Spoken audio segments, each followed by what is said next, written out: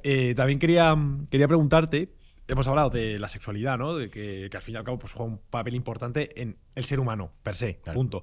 En Hitler y Stalin, pero creo que también es interesante hablar ya no solo de Hitler y Stalin en este caso, sino también de pues, las SA y las SS, si jugó un papel importante, porque también se les ha acusado de ser homosexuales y demás, y si esto jugaba también un papel importante en los bolcheviques. Efectivamente, la sexualidad juega un papel muy importante en el ser humano. Juega un papel importante se sea activo o no. Es decir, por acción o por omisión, quiero decir. No solamente porque el sexo esté muy presente en la vida de una persona de una forma activa, por cualquier razón, ¿no? O sea, como dato objetivo lo es. Sí. Bien, pues efectivamente, en las SA se dio el caso de que la cúpula del partido de las milicias, porque era la Sturmabteilung, las milicias del partido nazi, estaban en manos de notorios homosexuales. Curioso, porque... O sea, digo, curioso que siempre como que se le ha achacado al nazismo ser... Bueno, lo que hablábamos antes, ¿no? Homófobo y demás, que verdaderamente no eran solo los nazis. Entonces, digo que es... Sí, está claro. Hecho raro, ¿sabes? Está claro, parece muy contradictorio, pero vamos a contar ahora una cosa que quizá no lo haga tan contradictorio, vale, o por lo menos le añada alguna cuestión de interés, para matizarlo cuando menos. El homosexualismo, por decirlo así, de la cúpula de las SA era sobre todo, digamos, podríamos calificarlo de espartano. Vale. Era por su condición militante y militar. Para entendernos, era como una reafirmación del aspecto masculino y no tanto su rechazo. Ya. No representaba un afeminamiento, vale, necesariamente, sino incluso casi podríamos decir todo lo contrario. Se había desarrollado una idea de afirmación de la masculinidad hasta tal punto, vale, que se acababa despreciando a las mujeres para cualquier circunstancia o actividad, ¿no? Vale. Entonces eso acaba engendrando finalmente este tipo de comportamientos, o en fin, de creencias o de inclinaciones o lo que sea.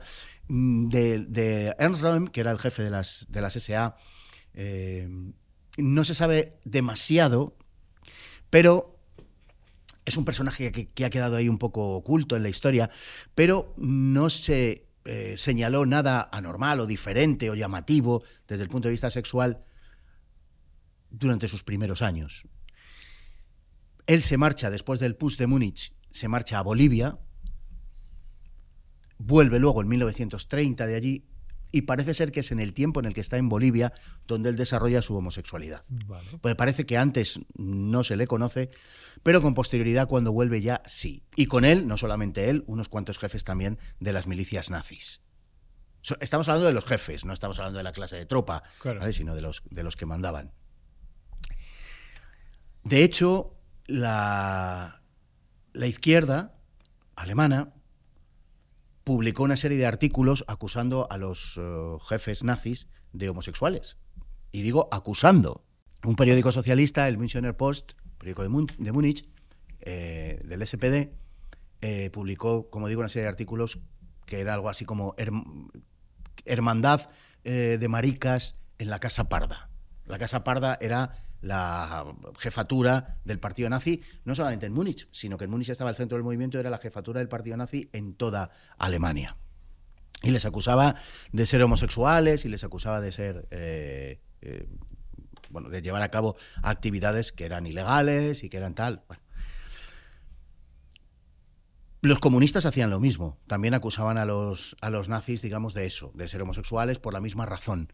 Por razón de, digamos, de la hipertrofia masculina. Vale. Y acusaban a Röhm de pagar prostitutos. Le acusaron de pagar prostitutos. Eso se llevó a juicio. Quiero decir, eso se vio en... O sea, caló. Sí. Eso se llevó a juicio, fue público, fue notorio. Esa fue la razón también por la que se llevó a juicio, porque se publicó. Claro, ¿qué pasa? Que la izquierda no estaba con los homosexuales, o sea, se utilizaba la homosexualidad como acusación contra el enemigo. Sí. Para la izquierda en ese momento y hasta los años 50, hasta que se publica la personalidad autoritaria de la Escuela de Frankfurt, la izquierda vincula homosexualidad y fascismo. De hecho, hay una frase de Maxim Gorki, el célebre escritor soviético, que dice: exterminad a los homosexuales y acabaréis con el fascismo. Hostia, curioso, ¿eh? El fascismo ¿por qué? Era acusado de eso, de homosexual. ¿Por qué? Pues el hilo argumental, por decirlo de forma muy rápida, es que tanto los homosexuales como los fascistas lo que buscan no es lo complementario, sino lo idéntico o lo semejante. Y por eso se vinculaba en la homosexualidad a todo lo que tenía que ver con nacionalismo,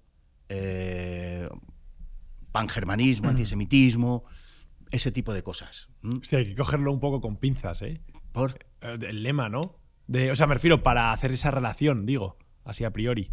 Bueno, desde el punto de vista de la izquierda, de aquella época, es como se presentaba. Claro, decían, vamos a ver, ya la cosa es mucho, es que habrá que explicarlo mucho más, pero la cosa es mucho más compleja. Pero ya Marx, por ejemplo, censura la homosexualidad y lo considera un vicio burgués y lo considera antinatural. Llega a decir que la forma de relación sexual natural es la del hombre y la mujer. Claro.